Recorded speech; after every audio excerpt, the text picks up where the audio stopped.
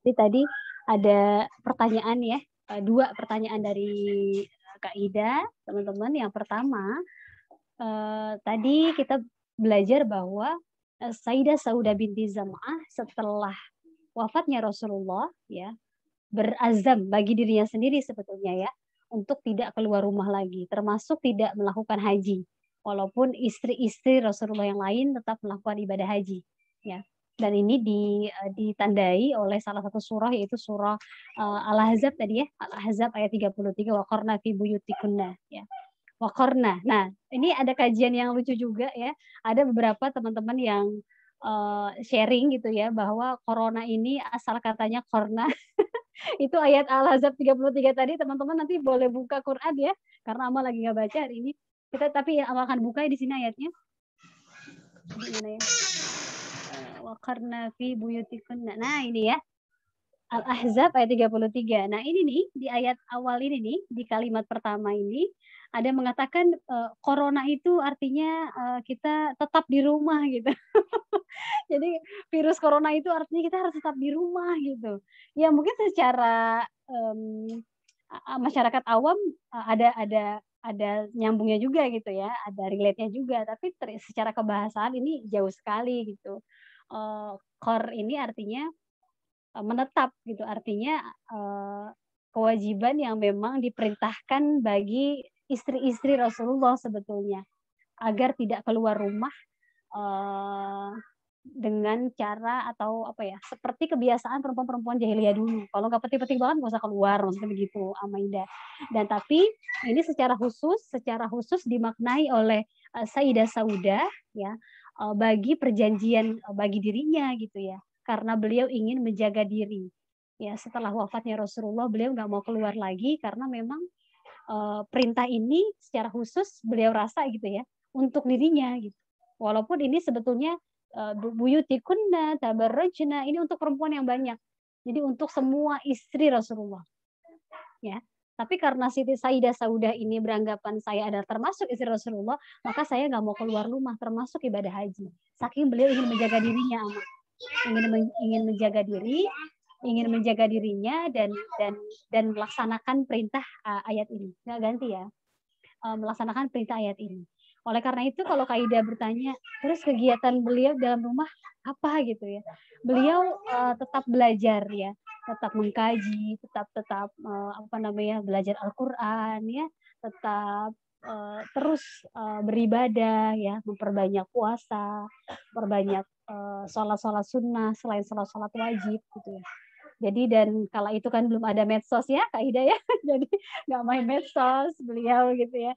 Dia betul-betul beribadah aja kegiatannya Kak Ida, ya. Selain memang, apa, memenuhi kebutuhan fisik ya, dengan makan, dengan minum dan sebagainya.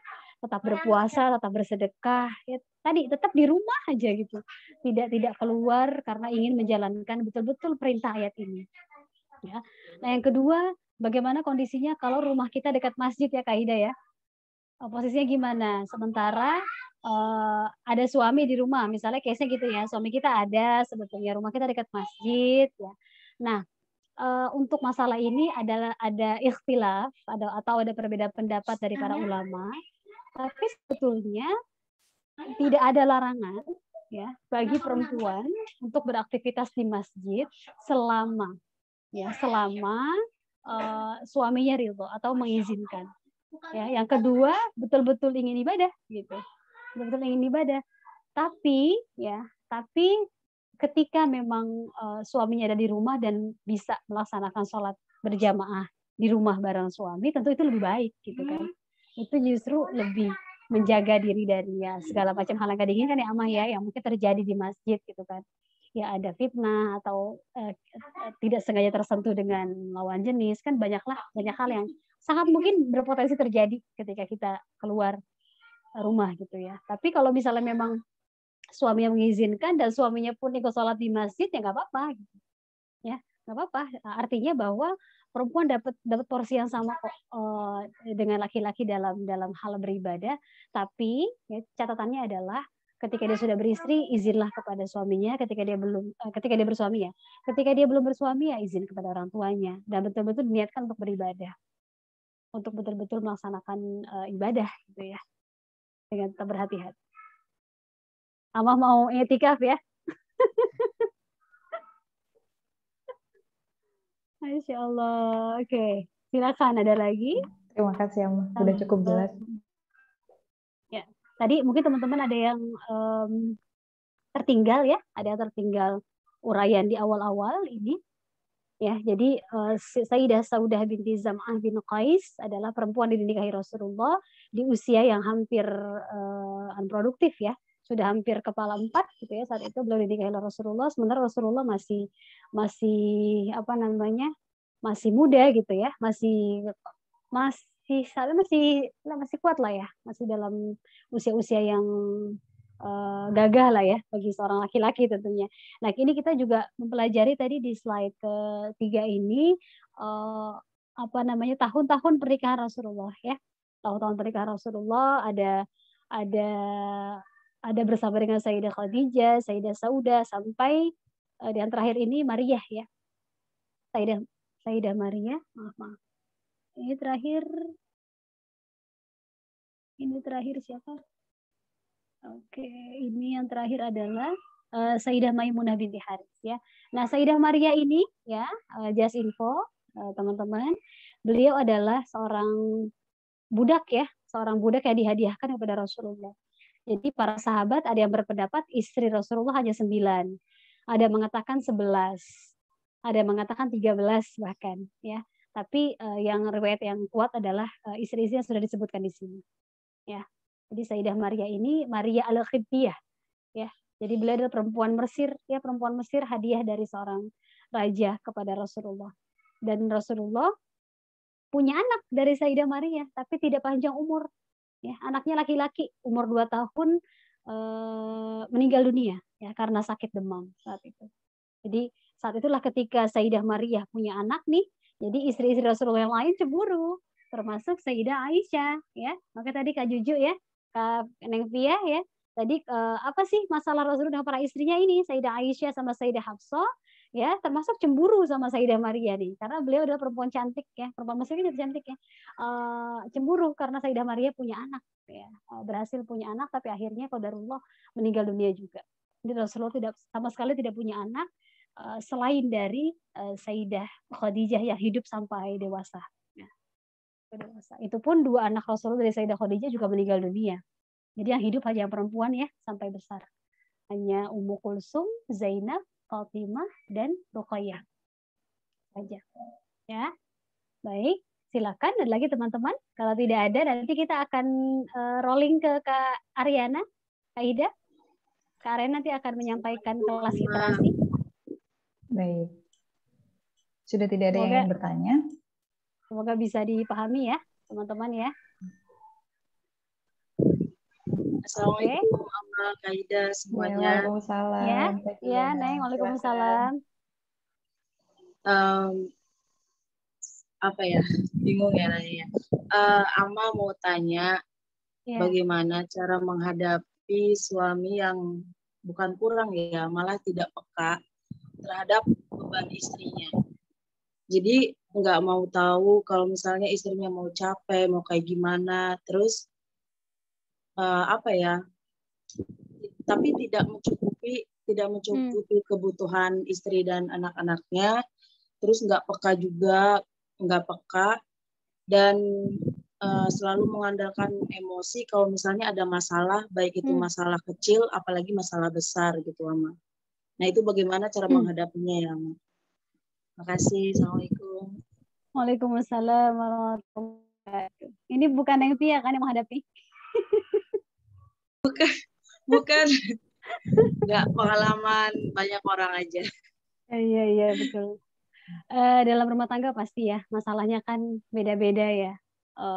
Dan salah satunya adalah tadi yang disebut Neng Pia ya. Ada beberapa suami memang tidak amanah ya, tidak amanah dalam menjalankan fungsinya sebagai seorang suami. Tapi tidak sedikit pula seorang istri pun ada yang tidak amanah dalam menjalankan amanahnya sebagai seorang istri. Oleh karena itu, Al-Quran menyebutkan suami adalah pakaian bagi istrinya dan istri adalah pakaian bagi suaminya. Artinya konsep kesalingan dalam rumah tangga itu penting. Jadi dua-duanya ya harus sadar diri, harus sadar kewajiban gitu. Sebagai suami kewajibannya apa, sebagai istri apa. Dan kalau ada kekurangan, simpan dulu dalam-dalam. Nggak usah dikeluarkan dulu selagi kita berdua masih bisa menyelesaikannya. Tapi ketika tanggung jawab itu tidak bisa ditunaikan, kewajiban-kewajibannya lalai, apalagi sampai ada kekerasan dalam rumah tangga gitu ya. Nah, Al-Quran juga merespons itu, karena kejadian-kejadian seperti itu sudah terjadi tuh. Di zaman jahiliyah juga pernah ada yang seperti itu gitu. Jadi bagaimana cara mengatasinya gitu ya, bagaimana cara menghindari hal itu gitu. Oleh karena itu Al-Quran sangat-sangat membuka peluang gitu ya bagi para istri untuk mau mencari jalan tengah. Jadi tidak salah ketika memang seorang istri merasa dizolimi, suami tidak peka, tidak menunaikan kewajiban nafkah, batin, apalagi melakukan kekerasan kepada anak sama istrinya. Nah, itu boleh ya, boleh mengadukan misalnya sharing kepada orang tua atau mertuanya. Jadi jangan diam aja ya. Ada batasan-batasan di mana perempuan harus speak up, di mana perempuan harus mau kasih tahu ya ke orang lain, ke keluarganya minimal. Ya, agar cari pertolongan gitu ya. Jangan sampai karena dia berpikir jangan deh kasihan suami saya tutupi aja deh aibnya gitu. Tapi dia udah disakiti nih, udah mengalami kekerasan verbal, fisik, mental. Mohon maaf ya sampai mungkin kekerasan dalam berhubungan badan gitu. Nah, itu jangan diem aja gitu. Harus cari orang yang tepat agar bisa menyelesaikannya. Kan sekarang juga ada KPAI ya. Kalau misalnya di dalam itu juga di dalam hubungan suami istri kita juga bisa nyari dari apa namanya tuh biasanya ada ya di kecamatan itu yang jalan tengah gitulah ya, kayak semacam apa sih ya lupa namanya, KUA itu kan ada ya, ada tim yang bisa menyelesaikan itu juga tuh. Nah, kita bisa ngasih tahu itu penasehat ya, penasehat pernikahan ya. Ada tim dari KUA itu di setiap kecamatan itu ada tempat untuk mengadukan lah gitu. Bagaimana solusinya? Apakah suaminya masih mempertahankan rumah tangga atau memilih berpisah gitu ya, agar ketemu sih neng jalan tengah gitu, agar tidak ada lagi yang sama-sama menyakiti gitu. Harusnya kan rumah tangga itu sama-sama adem ya. Kalau dua-duanya sama-sama saling menyakiti atau ada salah satu tersakiti ya buat apa gitu sebetulnya. Jadi nggak ada dong ketenangan dalam ibadahnya gitu ya. Selain memang mungkin itu ujian ya. Pertama itu adalah ujian. Setiap rumah tangga punya ujiannya masing-masing, punya fase sulitnya masing-masing. Tapi tentunya ketika itu sudah melampaui batas wajar, sudah melampaui batas maksimal gitu ya, itu nggak boleh diem aja, harus ada penyelesaian dari orang ketiga. Gitu ya. Oleh karena itu kalau dalam Quran ada di surah An-Nisa ayat 19 ya. Ar-rijalu qawwamuna 'alan nisa. Jadi laki-laki itu adalah pelindung bagi istrinya ya, karena kewajiban nafkah yang Allah berikan kepada dia. Mungkin teman-teman akan berpikir kalau suaminya nggak bisa cari nafkah, masih nggak harus jadi pelindung perempuan? Ya harus dibicarakan ketika seorang istri ridho suaminya tidak bekerja atau mungkin suaminya lebih memilih pekerja rumah tangga dan istri yang keluar, harus sama-sama tahu konsekuensinya. Jangan sampai karena kesepakatan itu jadi ribut pada akhirnya. Kan ada rumah tangga yang bertukar peran kan, tidak dipungkiri di masa apalagi di masa pandemi ini ya. Ada yang perempuan tetap bekerja, suaminya di PHK, akhirnya suami di rumah gitu ya. Tapi istrinya ikhlas kok bekerja mengganti posisi mencari nafkah. Tapi suami sadar harus mau bantu turun tangan, mengurus anak, dia harus mau turun dapur, harus mau nyuci baju gitu kan. Nggak salah ketika itu sudah dibicarakan dan dua-duanya legowo, dua-duanya ikhlas, jalani. Tapi jangan sampai salah satunya atau kedua-duanya merasa tidak nyaman karena saling menyakiti. Ya, Neng ya. Jadi cari jalan tengah, cari penasihat. Iya, Ma, makasih. Ya. Oke, masih ada lagi teman-teman. Kalau tidak ada, kita cukupkan Kak Ida ya? Iya, boleh. Kita rolling ke Kak Ariana ya? Iya, baik. Silakan Kak Ariana. Silakan Kak Ariana. Ada yang ingin disampaikan nih kayaknya nih. Ada yang menarik nih. Alhamdulillah. Sebentar. Ini lagi ini dulu nih. Sama bocah. Masih nyusuin Kak? Izin off cam ya. Iya. Oke, Assalamualaikum warahmatullahi wabarakatuh. Selamat Assalamualaikum sore warahmatullahi semuanya. wabarakatuh. Selamat sore. Perkenalkan, saya Ariana. Saya salah satu anggota dari komunitas Read Aloud Jakarta Selatan. Alhamdulillah saya diajak Kak Ina dan teman-teman di kelas Pintar Mengaji untuk gabung di tim. Dan kemarin sudah diberi kepercayaan, alhamdulillah. Terima kasih Kak Ina, Kak Ida, dan teman-teman yang lain. Di kelas Pintar Mengaji ini akan ada kelas baru, bukan kelas baru ya, program tambahan untuk kita semua dengan tujuan yang luar biasa sekali. Kak Ina ingin kita sama-sama mengkampanyekan budaya cinta membaca, memperkaya literasi. Dan ini akan kita mulai dengan cara teman-teman di sini boleh untuk mempresentasikan salah satu buku yang sedang teman-teman baca atau yang sudah teman-teman baca dan bisa dibagikan kepada teman-teman di kelas Pintar Mengaji. Nah, itu untuk kelas dewasa ya, Kak Ina ya. Sedangkan untuk kelas anak-anak nanti insya Allah saya akan ajak teman-teman juga dari Read Aloud Jakarta Selatan untuk membacakan dongeng atau membacakan satu buku anak-anak di acara kelas Pintar Mengaji untuk sesi anak-anak. Iya, Masya Allah. Teman-teman di sini yang punya adik, ponakan atau anak, tetangga kiri kanan boleh diajak. Kita sama-sama mengkampanyekan cinta membaca dimulai dari sekarang. Belum ada kata terlambat, tidak harus dari kecil, tapi dari sekarang kita akan belajar juga belajar dan mengajak semuanya untuk mulai mencintai buku, mencintai membaca seperti itu. Nah, untuk teknisnya mungkin nanti Kak Ina yang akan memberikan informasi untuk teman-teman semuanya. Oke. Masya Allah. Makasih Kak Ariana. Terima kasih Kak Ariana. Sudah berkenan ya, kami ganggu. Artinya kelas literasi itu atau budaya membaca itu kita harus punya komunitas sebetulnya, karena kalau sendirian agak susah ya. Kecuali kalau kesadaran pribadi karena kita butuh itu gitu. Tapi kalau tidak bareng-bareng nampaknya emang sulit sih gitu. Jadi kemudian muncullah ide kenapa di kelas Pintar Mengaji itu kita ajak teman-teman ya, apalagi mahasiswa Amani yang Masya Allah kan setiap hari pasti temannya buku kan gitu. Jadi kenapa tidak mengajak teman-teman untuk mempresentasikan secara sederhana saja gitu ya. Misalnya lagi baca satu buku tentang berpikir positif gitu katakanlah. Saya baru baca bab 1 nih. Silakan presentasi aja gitu. Jadi buku ini berisikan tentang ini tentang poin-poinnya apa gitu ya. Jadi dari buku itu Neng Tia jadi nggak usah capek-capek baca buku sampai selesai, karena Kak Juju udah belajar untuk mempresentasikan per bab gitu. Dan itu rapi. Nanti kita bergilir saja. Siapa dulu yang bersedia nih? Misalnya Kak Juju dulu ya, lalu Neng Tia, lalu Kak Nida ya, Kak Rizka, Kinan. Mungkin Kinan SMA ya, Kinan ya sekarang ya. Kinan juga nih bersedia tadi. Ya, Kinan luar biasa mau gabung gitu di kelas literasi katanya. Bunda Sinta, Kak Dea, Kak Dian, Kak Fadila, Kak Ayu, ya luar biasa. Kak Ayu ini ahli matematika loh.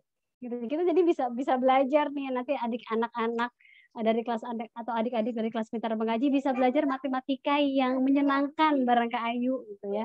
Terus Kak Siti ya, Momi. Jadi Ama pengen kelas ini tuh tidak hanya pembicara inti saja yang hadir, karena Ama yakin setiap dari kita punya potensi, ya punya ilmu, punya hal yang bisa kita bagi sama-sama. Karena dengan dibagi itulah ilmu kita akan bertambah. Karena di sharing itulah ilmu kita akan terus bisa manfaat ya secara luas gitu. Jadi itu sih ide awalnya ya Kak Ariana ya. Dan banget ketika Kak Ariana bilang nanti saya undang Kak Ina dari Read Aloud untuk bacain dongeng di kelas Pintar Mengaji. Wow gitu. Jadi kan udah jarang banget nih kelas-kelas dongeng buat anak gitu ya. Mungkin anak-anak kita sekarang sibuk sama gadget atau main-main hal yang sifatnya game online gitu ya. Jadi kita hidupkan lagi nih budaya membaca. Dengan dibacakan kan tuh beda rasanya ya. Dibacakan sama yang sudah pakar, dan insya Allah adik-adik kita semua, anak-anak, tetangga-tetangga gitu ya, lebih senang gitu dengan kelas-kelas seperti ini. Tambahan Kak Ina. Oke, gimana Kak? Cerita tadi dengar Kak Ina bilang dengan berbagi. Nah, itu saya cerita sedikit kemarin sempat ikut webinar dengan salah seorang branding mastery. Itu saya highlight sekali. Dia punya satu kalimat yang bagus. Dia bilang sharing is caring. Biasanya kan orang bilang gitu ya. Dia bilang sekarang kita ubah mindset bahwa sharing itu nggak cuma caring, tapi sharing itu growing. Jadi kalau kita berbagi, kita akan bertumbuh bersama. Luar biasa Kak Ina. Betul banget. Betul banget dengan presentasi seperti ini sebetulnya Ama lagi belajar sih. Lagi belajar gitu, belajar sendiri. Makanya awal kelas Pintar Mengaji itu kita nggak mau jadi lembaga yang berbayar. Doakan terus kita bisa terus menggratiskan kelas ini karena sebetulnya Kak Ida juga sedang belajar bagaimana mengkoordinir kelas ya Kak Ida ya. Terus juga saya juga belajar terus bagaimana cara menyampaikan dengan simple, tapi teman-teman oh iya gitu ngerti gitu ya. Terus belajar sebetulnya kalau kita nggak pernah berbagi, jadi kapan bisa berkembang gitu. Mungkin itu ya Kak Ariana. Bukan hanya sharing is caring, tapi sharing is growing dan sharing is loving. Kita berbagi karena kita cinta dengan diri kita, cinta dengan teman-teman kita gitu ya. Dari cinta itulah kita mau sama-sama belajar dan berkembang.